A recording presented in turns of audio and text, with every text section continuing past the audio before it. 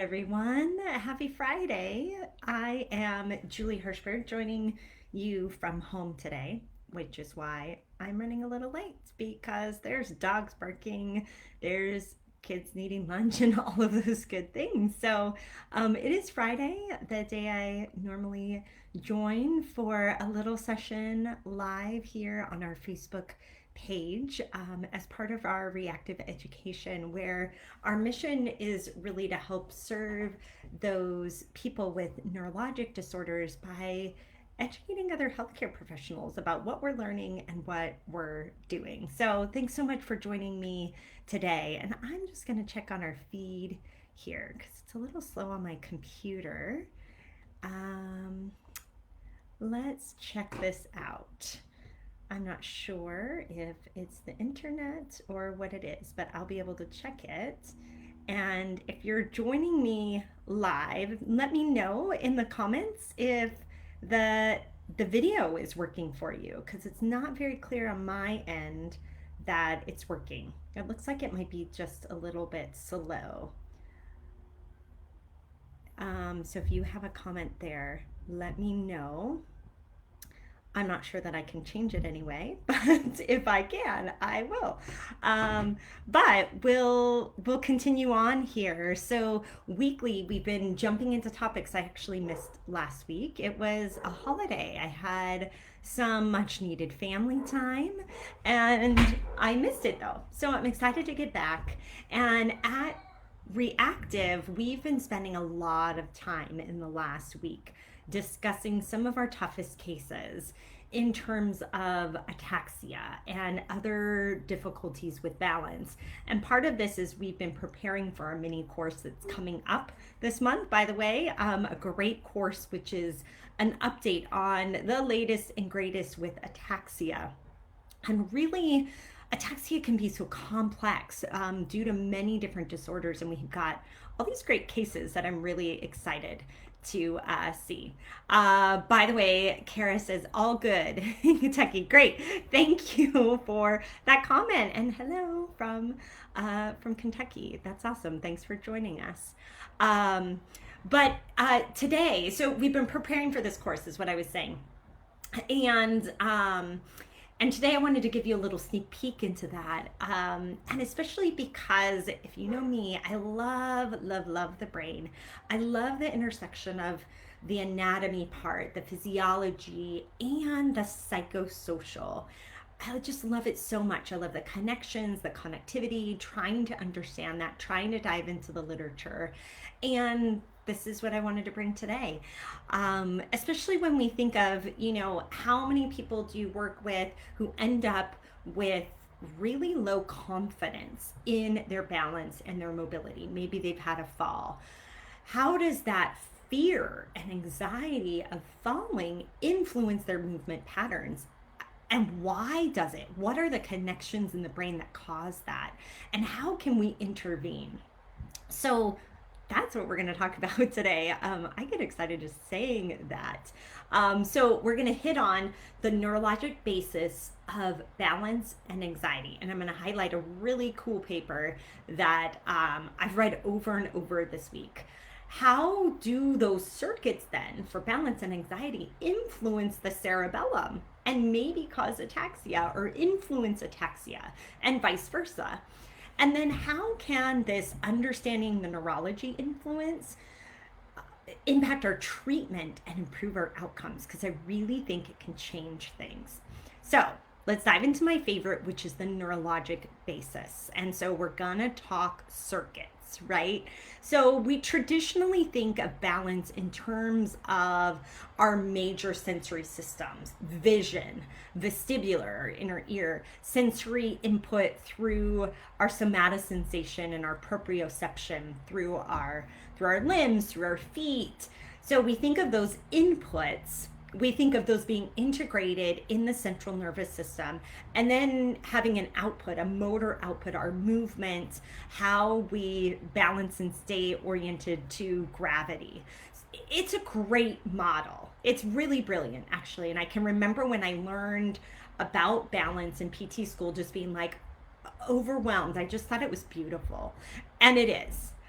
But what about the rest of our nervous system? What about the other things that provide input? What about that fear? What about that emotional experience? Why does someone get off balance and start spinning or feeling the room spinning or themselves spinning when they're anxious?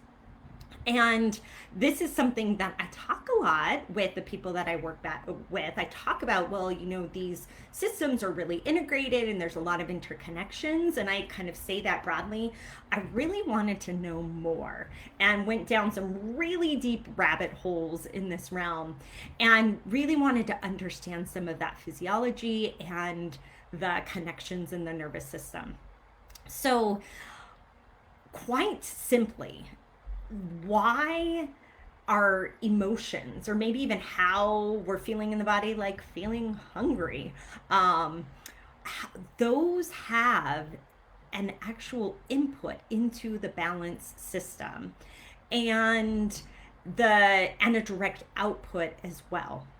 So this is it. Interoception. It's not a word I knew a lot about until we actually started working really closely with yoga therapy in our practice.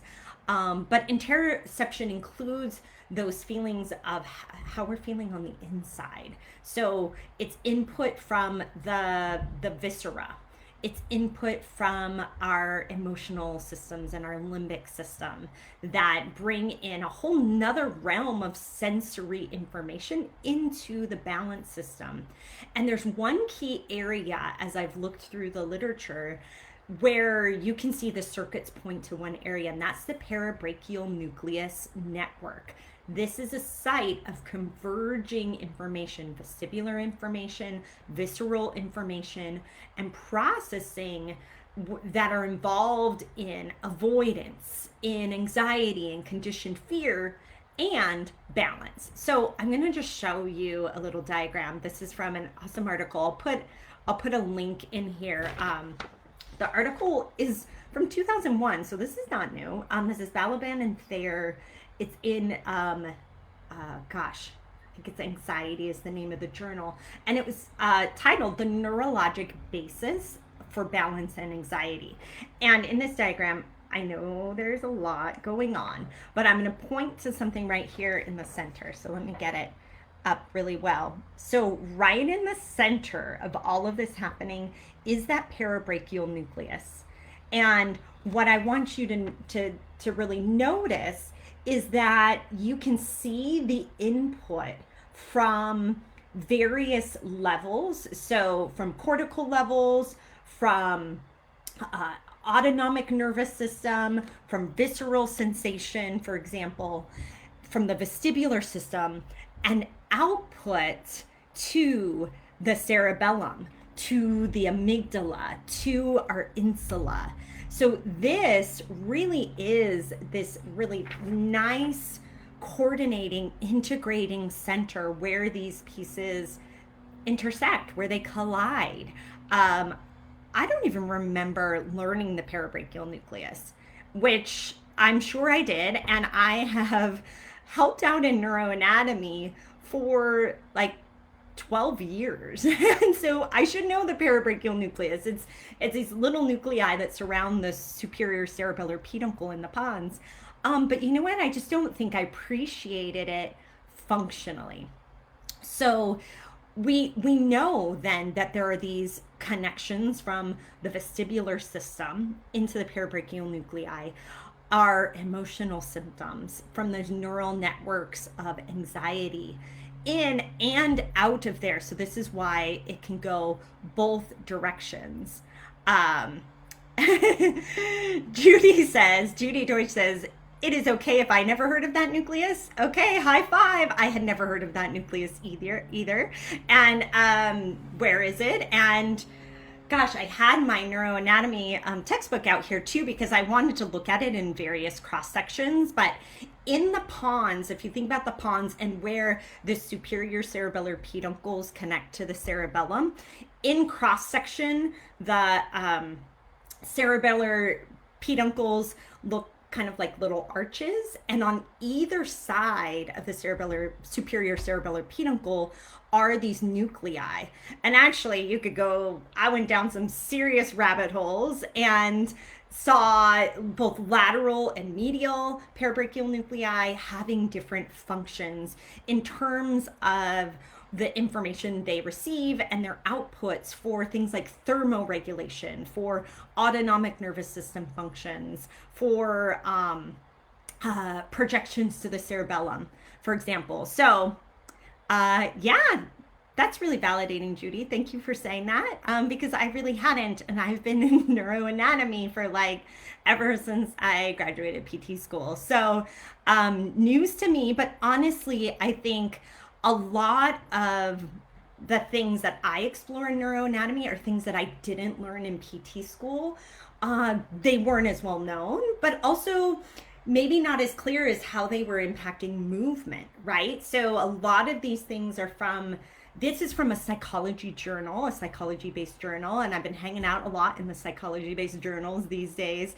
And I'm learning, just like Judy said, always learning, always learning. It's like adding another layer. So just like thinking about balance systems, adding another layer to this layer of the autonomic nervous system, this layer of what's going on inside with our viscera, what's going on emotionally. This is the other layer. Now, you may be going, okay, well, what about ataxia? And what does this have to do with ataxia? And I already talked about it, and it's actually in this diagram as well. You can see the parabrachial nucleus having direct output to the cerebellum. So when I think of this, I think specifically, how might the emotional experience, the autonomic nervous system, affect ataxia? Now, let's take a step back, right? What exactly are we talking about with ataxia? And we can think of ataxia in a couple different realms. Traditionally, we think of cerebellar ataxia, but it can also be a sensory ataxia that can occur with loss of sensation. But we'll kind of stick for now with the more traditional cerebellar ataxia. And what that really is, and what we see clinically, is disordered contractions of agonist and antagonist muscles, and a lack of coordination between the movements at different joints. That's kind of more of a definition, and it includes things like dysrhythmia, which is abnormal timing, dysmetria, and that's what we see with like our finger to nose test. That's with an abnormal trajectory. It can be in the limbs, so appendicular, it can be in the trunk, and those refer to different parts of the cerebellum as well. It can be seen as a tremor, and can be seen with one of my favorite words, dysdiadochokinesia, which is impaired rapid alternating movements. So it can be seen a lot of different ways, and it's all related to different parts of the cerebellum, which is why you might not see all of those pieces together. You may only see one, depending on, is it the cortex, is it the vermis, is it the floccular nodular lobe? They're all going to present differently. But the big piece is that cerebellum is this great comparator or error detector. It integrates information, a lot of sensory information, and we know other information as well, like how are our organs, how are our viscera sensing gravity? What's our emotional experience? So turns out that is being integrated as well. And Judy even says, love the integration at a fundamental level of the brain. Oh my gosh, Judy, that's like my love language. Like the integration. This is why I got interested in neurology in the first place. The complexity of it and the beauty of this integration. All of these things, like I know this is like a wild diagram, but the fact that these things come together and get integrated to create a movement, a behavior, an experience for us, it's just really remarkable. So the cerebellum is a big part of it. It's such a beautiful piece of the brain. So one of the things that we really then like think about when we bring this into practice is, have we thought about our interoception as a piece of the pie, of the piece of the input into the cerebellum? So, for example, if you're working with somebody who may have ataxia or might be dizziness or really any kind of balance problems, do you think beyond those sensory inputs, vision, vestibular, sensory? By the way, that's a lot to think about already, but do we think at that next level? And I would suggest absolutely, and I think many of us do this really, really nicely. I think neuro PTs are amazing at picking up the psychosocial realm. And I think we should test it, screen it in our self-reported outcomes, look at responses to autonomic nervous system regulating activities. How does their ataxia change with an extended exhale, for example, or it with grounding activities? So this is something we've been doing a lot at Re+active and incorporating in many different disorders. And maybe that's because with this pandemic, all of us have a little like extra activity in our sympathetic nervous system, right? So we're looking to increase the parasympathetic drive, and we've been grounding a lot. So might that grounding actually improve somebody's ataxia? We've been seeing that, and I think that would be something to try. We have created a simple grounding technique. If you haven't used it before, we created a step-by-step handout. I'll put a link in here because you can grab that for free if you want to try that with somebody who might have ataxia or a balance problem.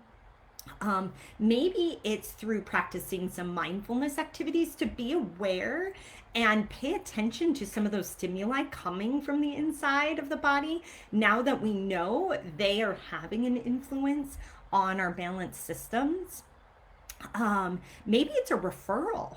Maybe there are some gut problems that need to be addressed, and that person is needing something improved in that area that's affecting their balance as well. Honestly, the list goes on and on. I find it so fascinating.